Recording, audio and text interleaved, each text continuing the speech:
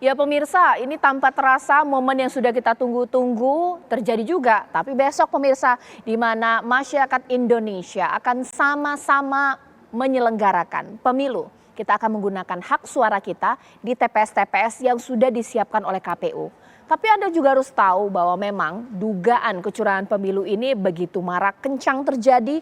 Pasti adalah orang-orang yang berupaya dengan kepentingan mereka menggiring seseorang untuk memilih calon tertentu, yakni dengan uang pastinya atau money politik. Supaya Anda waspada, apa sih yang harus kita lakukan?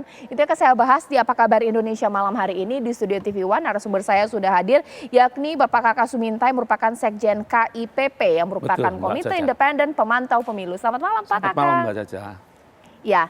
Sekarang saya juga akan memanggil di sini Mas Ilham Saputra yang merupakan Ketua KPU RI 2021-2022. Mas Ilham, apa kabar, sehat Mas? Baik, sehat alhamdulillah. Ya. Baik, sekarang saya juga ingin menyapa di sini Ibu Umi Wahyuni, Ketua KPU Jabar di sini. Ibu Umi, Assalamualaikum warahmatullahi wabarakatuh. Waalaikumsalam warahmatullahi wabarakatuh. Ya. Ibu Umi, ini boleh diceritakan bagaimana sih persiapan penyelenggara pemilu untuk wilayah Jawa Barat, mulai dari Bu, distribusi logistik daerah terpencil, pengamanannya seperti apa, semua sudah dapat surat undangan atau bagaimana, silahkan Ibu. Ya, terima kasih Mbak. Saya juga ingin menyapa, ini ada senior-senior saya di sana, ada Bang Ilham Saputra dan Kang Kakak Suminta. Ya, Jawa Barat adalah provinsi dengan paling besar jumlah DPT-nya. Kita kemarin DPT kita satu provinsi 35.714.901. Kita punya 140.457. Hari ini di H-1 yang tidak kurang dari beberapa jam kita sedang memastikan semua distribusi logistik sampai di TPS. Karena memang karena kita punya 140.457 TPS dengan data pemilih kita kurang lebih 35 juta, kita sedang mendistribusikan kurang lebih hampir 720.000 kotak suara yang insya Allah semuanya sudah on the track. Kalau kami pastikan H-1 sampai nanti malam ini sudah sampai di TPS di 140.457 TPS. Baik. Bu, tadi itu kita sempat ada berita mengenai bencana banjir di wilayah Ibu khususnya di Cirebon ya Bu ya. Nah ini bagaimana nih? TPS darurat disiapkan, tapi apakah ini mengganggu nanti proses pemungutan suara mulai dari warga yang datang, sudah dapat info, logistik pemilu, seperti apa Bu? Ya, beberapa daerah kita sudah mitigasi terkait dengan bencana. Kami meminta kepada teman-teman di 27 kabupaten kota melakukan supervisi ketat kepada teman-teman PPK dan TPS karena memang ada beberapa di daerah di Jawa Barat yang harus dimitigasi terkait dengan TPS. Dan insya Allah semua sudah kita mitigasi untuk terkait perpindahan TPS. Kami meminta kepada teman-teman di KPU beserta jajaran ketika melakukan pemindahan TPS ini juga memperhatikan terkait dengan aksesibilitas untuk masyarakat. Kalau misalnya di wilayah masih diusahakan di dalam satu RT yang berdekatan itu masih bisa dipindahkan di sana. Aksesibilitas terhadap pemilih dan juga aksesibilitas terhadap teman-teman disabilitas ini juga hal yang paling utama kita mintakan untuk terkait dengan mitigasi TPS. Dan kami juga meminta kepada teman-teman di KPU melalui KPU kepada teman-teman TPS menginformasikan terkait dengan perpindahan tempat TPS yang kita lakukan mitigasi tersebut. Baik, ditahan dulu Ibu Umi, sekarang saya ke Pak Kakak. Pak Kakak, sebenarnya kalau misalnya daerah yang kita tahu, kita begitu simpati ya dengan daerah banjir, daerah pelosok dan lain-lainnya. Ini sebenarnya mengganggu psikologi masyarakat untuk menyampaikan suaranya atau memberikan hak suaranya atau tidak, ya sudah laku apatis saja atau bagaimana ya? Ya saya pikir karena emang ini bulannya bulan musim hujan, saya pikir kita antisipasi terhadap itu harus cukup tinggi. Hanya problemnya tentu seperti apa yang terjadi di Cirebon, kita tidak bisa menduga apakah kemudian ada tempat lain sehingga kontingensi planning itu harus dilakukan. Nah tentu saja seperti yang Bu Umi sampaikan, kontingensi planning saat ini jauh lebih membutuhkan effort yang lebih besar.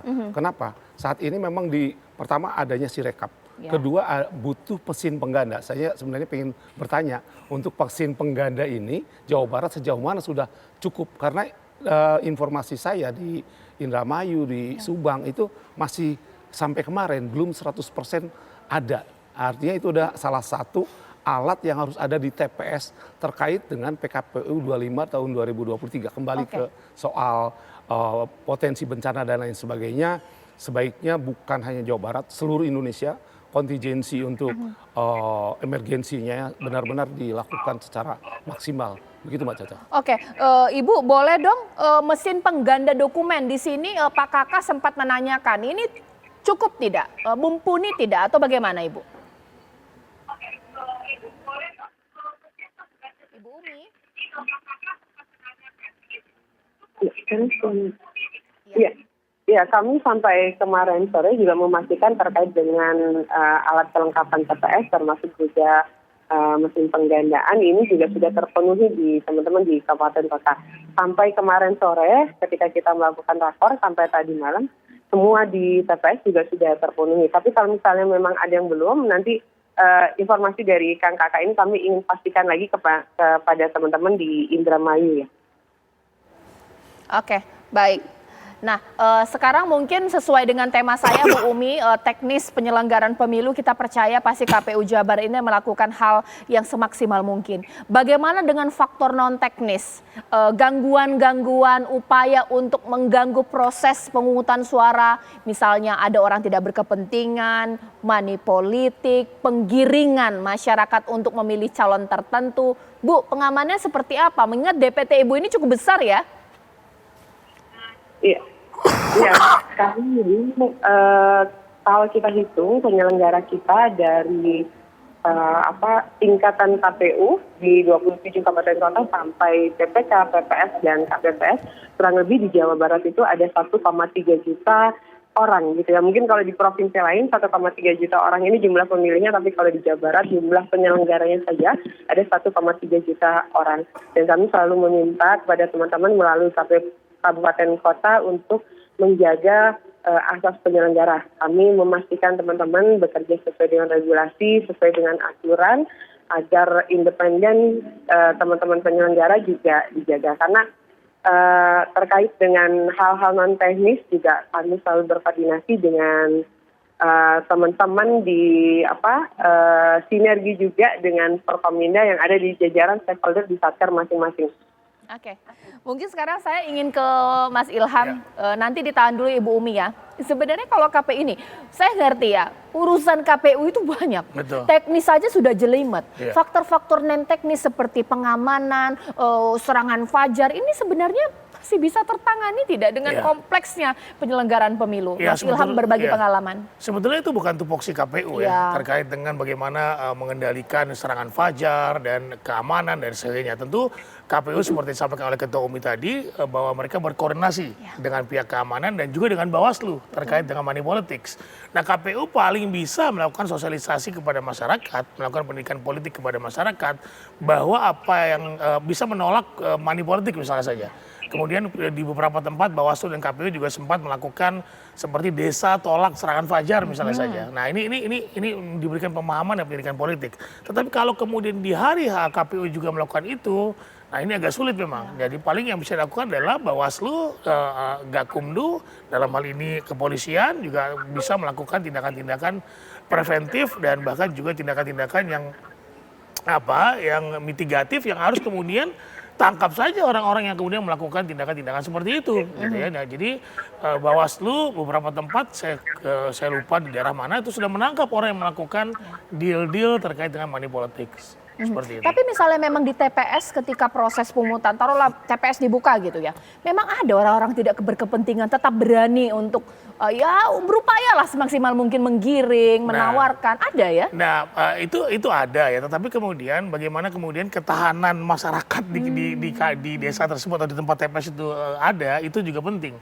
Bahwa masyarakat kemudian melakukan semacam teriakan kepada orang-orang seperti itu misalnya saja. Kemudian ada pengawas TPS di TPS yang ini bagian dari Bawaslu misalnya saja. Nah ini tentu penting agar kemudian masyarakat juga berpartisipasi aktif. Pertama menolak adanya money politics, kedua adalah melaporkan segala tindakan-tindakan yang melanggar. Dalam hal ini, dalam konteks ini adalah money politics. Bu Umi, terakhir untuk Ibu Umi, apa ini himbauan dari Ibu Umi kepada warga Jabar untuk besok memberikan suaranya? Silakan Ibu.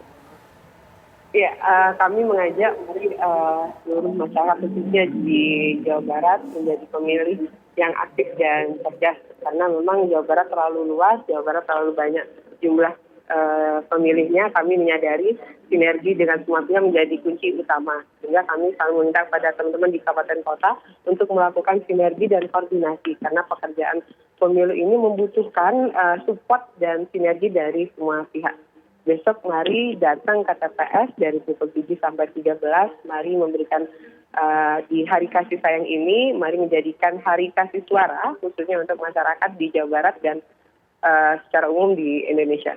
Baik, terima kasih Ibu Umi, Ketua KPU Provinsi Jabar. Nanti sesaat lagi saya juga akan berbincang pemirsa dengan Ketua KPU Provinsi Jateng, Bapak Handi Triujiono. Dan saya juga akan bertanya kepada Pak Kakak. Dulu setahu saya namanya serangan fajar, sekarang nambah. Ada serangan duha, ada serangan zuhur. Banyak sekali serangan yang perlu kita antisipasi pemirsa. Sesaat lagi.